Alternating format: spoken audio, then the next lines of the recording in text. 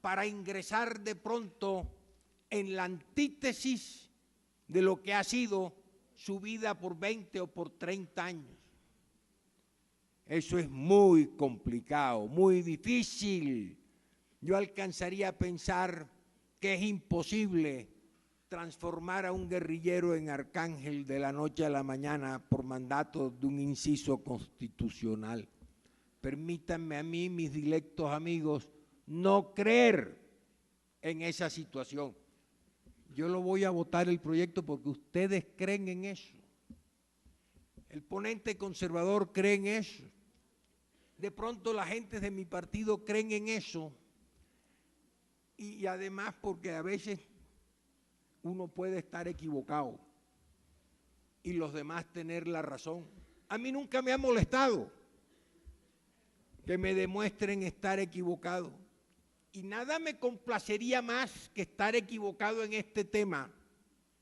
Pero la historia, la experiencia, la vida cotidiana, el retrato de la nación hoy en día no me inspiran sentimientos positivos sobre la realización de los propósitos que hoy buscamos. Al senador Andrade se le salió una frase, yo la recogí, dijo, siempre habrá violencia.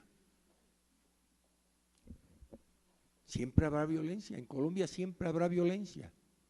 Nosotros en eso nos parecemos a México. En México siempre habrá violencia. Quien quiera que se lea la historia de México encontrará que los aztecas eran gente que sacrificaba, que hacía sacrificios humanos a sus dioses todos los días, que había canibalismo entre ellos, que se comían a sus enemigos y que la historia de México es una historia de violencia, separación de España, muerte del emperador que importaron de Austria, la revolución de Madero, la revolución de Cárdenas, toda una historia de violencia que hoy están volviendo a vivir. Uno lee los periódicos y se aterra de las cosas que pasan en México y se aterraría más si es que también no estuvieran pasando en Colombia. 40 cadáveres desmembrados, 40 cabezas en un camión a la vera del camino para que las encontraran las fuerzas de la autoridad. Pero eso es lo que está sucediendo también en Colombia. Una violencia feral, una violencia como de pronto no la habíamos visto nunca. Y unas fuerzas terroristas que cada día incursionan con mayor frecuencia, con mayor sevicia, con mayor odio en la sociedad civil para crear el terror, los muertos, los niños que caen bajo las balas, la señora que mataron o que está gravemente herida por disparos que recibió una ambulancia. Todo ese desastre que vivimos, a mí, y se lo digo a mis amigos, a mí me incita a creer, aun cuando lo vote positivamente, que aquí en Colombia no vamos a tener paz en mucho tiempo. El senador Avellaneda, con cuyos conceptos concordé en mucha parte, pensaba que en lugar de hacer la revolución de la libertad, deberíamos hacer, y de pronto tiene razón, la revolución social. Más educación, más escuelas, mejores hospitales, servicios públicos, acueducto, alcantarillado, un poco de trabajo para la gente del campo. Y eso debiera ser así. Betancourt decía que así como había causas subjetivas de la violencia, también había causas objetivas de esa violencia. La falta de tierra del campesino, pero por sobre todo la enorme diferencia en la situación social de algunos colombianos. Aquí en Colombia, en este país, hay colombianos que en media hora, mientras escuchan la misa, ganan más dinero que un obrero colombiano en todo un año.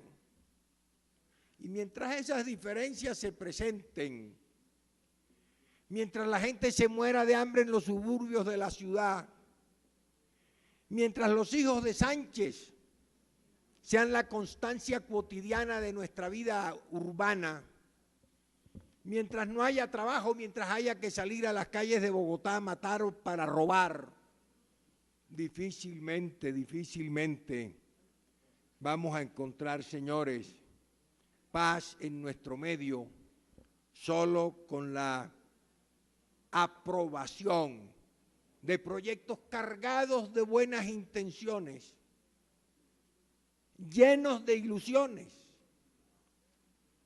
aprobados, como me dijo Andrade, por un grupo de soñadores, pero que no concuerdan con la dura realidad nacional.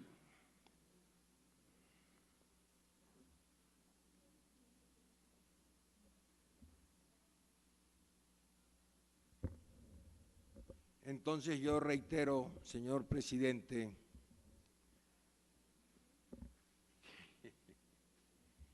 que voy a votar el proyecto con la mano cansada, que voy a votar el proyecto sin muchas ilusiones, que voy a votar el proyecto para hacerle honor a la presencia de mi partido en la mesa de unidad nacional, que voy a votar el proyecto para que no se diga que no le entregamos los instrumentos suficientes al jefe del Estado para que pudiera conseguir y consolidar la paz. Yo comencé por decir que en mi opinión, en la mía, el presidente Santos y su gobierno, y aquí están los ministros para testimoniarlo, gustaba del proyecto, lo había inspirado. Y yo siempre he creído que eso de la paz y la guerra, eso de los militares, eso de combatir la guerrilla, eso de las bombas de las fuerzas aéreas, eso de la persecución a Jojoy o a Reyes o a Cano, eso no es asunto de nosotros. Ese es asunto del gobierno y concretamente del presidente, que es el comandante supremo de las fuerzas militares. Es el que tiene que responderle al país de lo que suceda.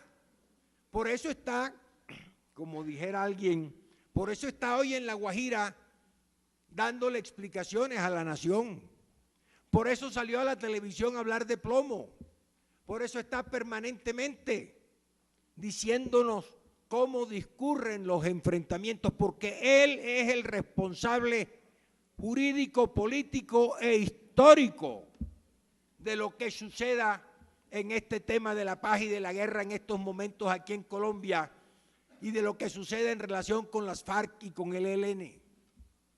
Y si él es el responsable, y si yo quiero que Colombia esté en paz, y si yo no quiero ver perturbado el orden público, y si yo quiero orden, pues yo no puedo negarle al presidente de la República, que es quien va a utilizar este instrumento, las facultades pocas o muchas, claras o turbias, que él le entregue al jefe del Estado. Vamos a ver qué pasa. Vamos a ver si la guerrilla hace algún gesto. Vamos a ver si dejan de matar niños. Vamos a ver si muestran alguna voluntad de paz. Si se expresan con hechos. Si devuelven a los civiles que tienen secuestrados. Si acaban con el secuestro como instrumento de lucha. Si no hacen de la retención, por darle algún nombre, de periodistas extranjeros, un mitin mediático para movilizar opinión nacional y opinión internacional. Vamos a ver. o vamos a ver si el presidente Valencia era quien tenía razón cuando Álvaro Gómez hablaba de las repúblicas independientes y cuando no le tembló la mano al jefe del Estado para perseguir a las nacientes guerrillas de aquel entonces y borbandear el Pato, Río Chiquito y Marquetalia. Vamos a ver cuál o quién de cuantos opinamos en este tema va a encontrar la razón. Por supuesto que nadie se la va a conceder en ninguna mesa redonda, en ningún simposio. Esta es una razón que confiere o deroga la historia. Este es un problema de historia. Este es un problema de años. Este es un problema de tradición en la violencia. Este es un problema de mentalidad. Este es un problema de idiosincrasia. Este es un problema de terribles, difíciles y profundas soluciones. Si el derecho internacional humanitario está de acuerdo o en desacuerdo con el texto del proyecto, a mí, señor presidente, no me preocupa. De si el artículo tal o el artículo cual concuerda con el otro, con el de más allá, tampoco me preocupa. A mí lo que me preocupa es la actitud que el gobierno asuma. Si se decide por el enfrentamiento o si se decide por la mesa de negociaciones. Y ojalá el presidente nos muestre la llave de la paz, porque a mí, y se lo digo a los ministros con todo cariño, porque son mis amigos, o por lo menos yo así lo creo, ojalá el presidente nos muestre la llave de la paz, porque es una injusticia decirle al país que él la tiene en el bolsillo, que la paz depende de él y que no la saque para abrir la puerta que le corresponda. Y ahora difícilmente puede sacarla. Si el gobierno se embarcara dentro de un mes en unas conversaciones de paz con Timochenko, con no sé quién y con si sé cuándo, si se embarcara en unas conversaciones de paz, se quedaba sin prestigio. Los índices de popularidad se venían al suelo, para bien o para mal. El viandante colombiano no cree en las conversaciones para resolver el tema de la guerrilla, de la muerte, de la guerra. El viandante colombiano vive azorado. El viandante colombiano no sabe cómo comportarse. Uno lee permanentemente que las balas perdidas acaban con la vida de los niños. Yo no sé que en muchos países se produzca ese fenómeno, que uno salga a la calle con el hijo y de pronto se quede sin el hijo porque la bala lo mata. Eso no puede existir en Colombia, no debiera existir en Colombia y no existe en los países civilizados.